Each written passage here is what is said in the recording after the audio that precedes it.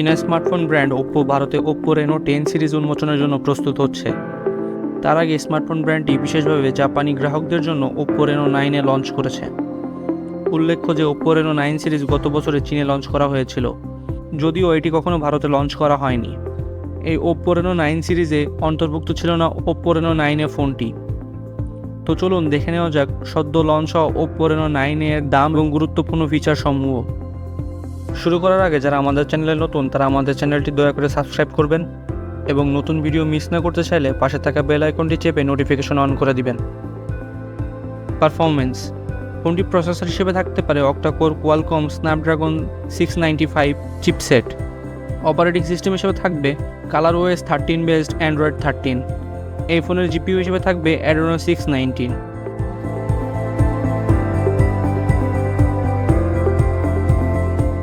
Display: এই ফোনে থাকছে 6.74 ইঞ্চি এর ফুল এইচডি প্লাস ডিসপ্লে, যার রিফ্রেশ রেট 90 হার্জ এবং touch sampling rate 180 hertz.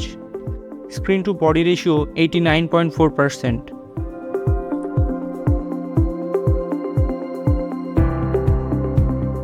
Camera: এই ফোনে থাকবে triple rear camera setup. Primary rear ক্যামেরাটি 48 মেগাপিক্সেলের, যার অ্যাপারচার 1.7। সেকেন্ডারি রিয়ার ক্যামেরাটি 8 মেগাপিক্সেলের আল্ট্রাওয়াইড সেন্সর এবং পরের ক্যামেরাটি 2 মেগাপিক্সেলের ম্যাক্রো সেন্সর, যার অ্যাপারচার 2.4। এছাড়াও রিয়ার ক্যামেরাতে থাকবে এলইডি ফ্ল্যাশ, এইচডিআর ও প্যানোরামা।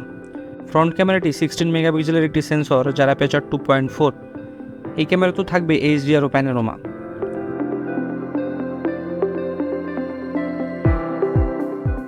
স্টোরেজ: ফোনটি একটি ভ্যারিয়েন্টে বাজারে আসবে, আর সেটি হলো 8GB র্যাম ও 128GB রোম।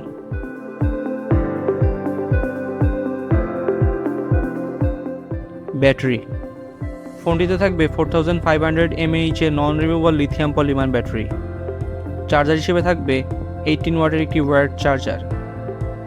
এছাড়াও ফোনটিতে থাকবে dual band WiFi, Bluetooth 5.2, GPS, NFC connectivity, USB Type-C 3.1 ও ইন ডিসপ্লে ফিঙ্গারপ্রিন্ট সেন্সর।